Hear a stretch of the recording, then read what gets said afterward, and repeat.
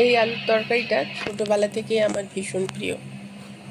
আমার এক নিকট আত্মীয় এই তরকারিটা করতেন, তার কাছ থেকে শেখা। এর জন্য শুধু উপকরণে বেশি কিছু লাগে না, আলু, পেঁয়াজ, লঙ্কা, টমেটো, কালো জিরে আর টমেটো সস। টমেটোর পরিমাণটা আর একটু বেশি দিতে হতো, আমার কাছে নেই তাই দিইনি। তেলের উপর চিনি দেওয়ার পরে কাঁচা লঙ্কা আর কালো জিরে একটু ভেজে নেব। এই তরকারিতে প্রধান যে উপকরণটা সবচেয়ে বেশি লাগে সেটা হচ্ছে পেঁয়াজ। টমেটোটা বললামই আগে, আরও একটু লাগতো, আরও 3-4টে লাগতো। আমি টমেটোটা দিতে পারিনি, ছিল না বলে। টমেটো দিইনি বলে আমার সসের পরিমাণটা আর একটু বেশি লাগবে। যদি টমেটো বেশি দিতাম তাহলে সসের পরিমাণটা একটু কম লাগতো। পেঁয়াজটা অনেকক্ষণ ভেজে নেব, দেখব যেন পুড়ে না যায়। বেশ খানিকক্ষণ ভাজা হয়ে যাওয়ার পরে আমি পেঁয়াজে নুন দেব। প্রথম থেকে আমি পেঁয়াজে নুন দেব না। এবার একটু ভাজা হলে পেঁয়াজটাতে আমি অল্প নুন দিয়ে নেব। নুন দেওয়ার পরে পেঁয়াজটাকে আবার ভাজতে থাকব। এই তরকারিটা যখন আগে আমাদের বাড়িতে হতো তখন এত সসের ব্যবহার ছিল না রান্নায়।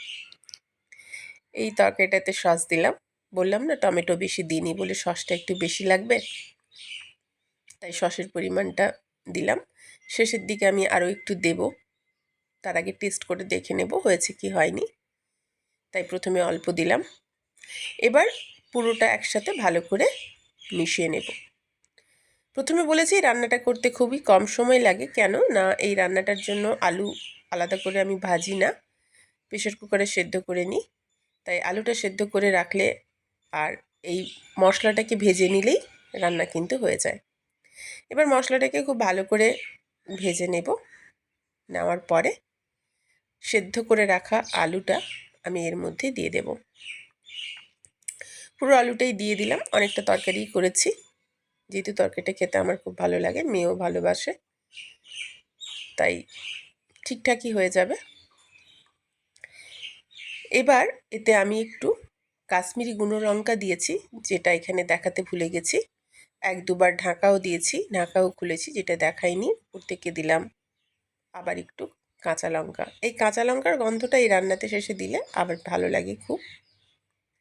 এবার একটু ফুটতে দেব তরকারিটাকে। কিছুক্ষণ ফুটে যাওয়ার পরে একবার টেস্ট করে নেব। টেস্ট করার পর যদি নুন লাগে, চিনি লাগে, সেটা দেখে দেব। আর আমার মনে হলো যে আর একটু সস দিলে ভালো হতো টেস্ট করার পরে, তাই আমি শেষের দিকে একটু সস দেব। কয়েকটা গোটা গোলমরিচ আমি এর মধ্যে দিয়ে দিলাম। রসটা বেশ অনেকক্ষণই ফুটলো, তরকারিটা প্রায় শেষের দিকে। টেস্ট করে দেখলাম সস আরও একটু লাগবে। সস দেওয়ার আগে আমি মেথি পাতা ভেজে নিয়েছিলাম, তাকে গুঁড়ো করে এর মধ্যে মিশিয়ে দিলাম, সাথে দিলাম আরও একটু সস। এবার রান্নাটা আমার প্রায় শেষের মাথায়, শেষই হয়ে গেল বললেই চলে। রুটি, পরোটা, লুচি সবার সাথেই এটা খাওয়া যায় আর খেতে ভালোও লাগে। আমি আজকে করেছিলাম পরোটা, পরোটার সাথে এটা খাবো, সাথে স্যালাড মিষ্টি হলে ভালো হয়। আমি পরোটাতে যদিও মিষ্টি খেয়েছি, কিন্তু ছবি আর তুলে রাখা হয়নি। তরকারিটা আমার রেডি। দেখতে কেমন হলো জানিও অবশ্য। খুবই সোজা একটি রান্না, একদম সাজিয়ে বসেছি, সাথে পরোটা, তরকারি আর স্যালাড। শুধু পরিবেশনের অপেক্ষায় বাটিতে একটু করে তরকারি দিতে শুরু করলাম। বেশ পরোটা দেব আর খাবো। একবার হলেও জানিও কিন্তু আমাকে রান্নাটা কেমন হলো। এতক্ষণ ধরে বলা আমার পক্ষে খুবই কষ্টকর হয়ে যাচ্ছে। ভাবছি বেশি দিন আর হয়তো আমি এভাবে বলতেই পারবো না। রান্না কিন্তু আমার শেষ, খাবে তো এবার চলে এসো।